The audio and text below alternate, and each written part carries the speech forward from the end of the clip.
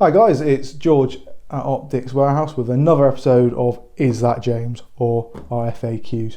So, without further ado, first question was from one of our usual comments, and it wasn't really a question, but I thought it was something interesting to talk about.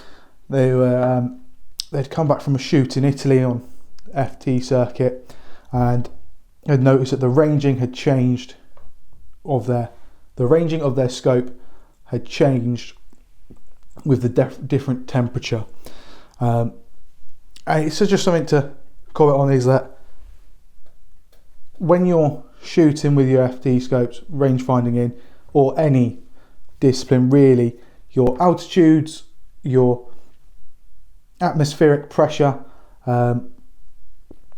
temperature, they all affect what you're looking through, as in, how essentially thick the air is that you're looking through, and that will all change your trajectories. It will change how things look through a scope if you're getting heat, shimmer, stuff like that.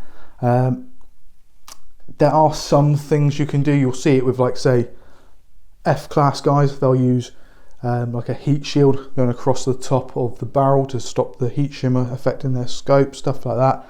And you'll also notice that a lot of specs are given at a temperature or at an altitude and stuff like that. So it's worth bearing in mind that when you go to a completely different environment, checking your zeros, checking your ranges, and preparing for that environment. So next question is, what are the important specs or main specs to be looking for in your thermal scopes and spotters?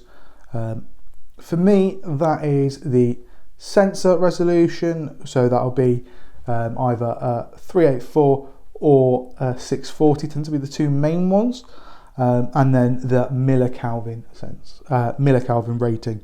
So the sensors, they just determine how much detail they can actually record, and obviously the higher that number, the better. Obviously you've got to consider your budget and what you can get for that. In the millikelvin rating, that is, the smaller the number, the better. The newest addition to the market would probably be something like either the Hikmicro Raptors or the Falcon with a sub 20 millikelvin sensor. What that means is it's telling you the minimum temperature difference it can detect, and it allows it to give you a far more detailed image and more realistic image at any distance. The way that's represented, for those who don't know, is it will be written as, say, 20 MK, and that's what that means when you're looking at the thermal devices and it says 35, 20 MK, whatever it is. That's telling you what the minimum temperature differential is, and the lower that number, the better. So next question, when are the new CPs in? By that I think they mean, well, the new Optisan CPs in. They are currently now in, along with the EVXs. I'm quite looking forward to getting my hands on the CP 4-16 and see how that stacks up. So yeah, they're there on the website. If you want to check those out, you know where to go. Magnifiers, and can they work across brands? What I mean by that is, if you're into your more tactical or quick shooting, where you've got red dot and you want to just get a bit more magnification, you can get a magnifier. They're usually on a sort of swivel mount, so they can tilt out the way, so you can use it with no magnification, and then you can flick it on when you're shooting that bit further and need it. Can they work across brands? Yes, most of the time they do. Most magnifiers do have some internal adjustment, like you would a rifle scope. They have a turret on the top and on the right, and you can adjust it so that the red dot is in the center of your vision. They tend to be fairly standard heights as well, so that they do line up with each other, and so they can work across brands. Next question is, well, it's not really a question, it's just some advice, because I'm getting asked a lot about it, is setting up scopes for your eyesight, especially if you're getting worse or your eyesight is deteriorated or deteriorating. A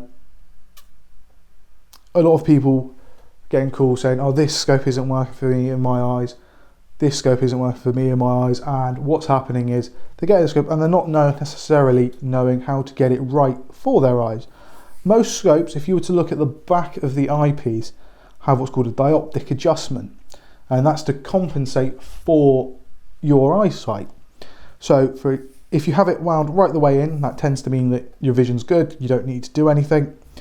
But if you're like me, you typically, daily you wear glasses and you want to shoot without them, what you need to do is hopefully picking something nice and plain, like a white background, something like this, or just a white wall, or even clear sky can do it as well. Looking through the scope, and you just wind that adjustment out until the reticule is as crisp as possible. Now this should be regardless of magnification and regardless of parallax setting. Ignore those things, wind it until that reticule is as crisp as possible, and then you focus the rest of your image with your parallax focus, if you've got one. If it's a fixed parallax scope, then it just means that you're going to get clear image and clear reticule at a certain distance, usually the 100-meter mark. So that's it for today, guys.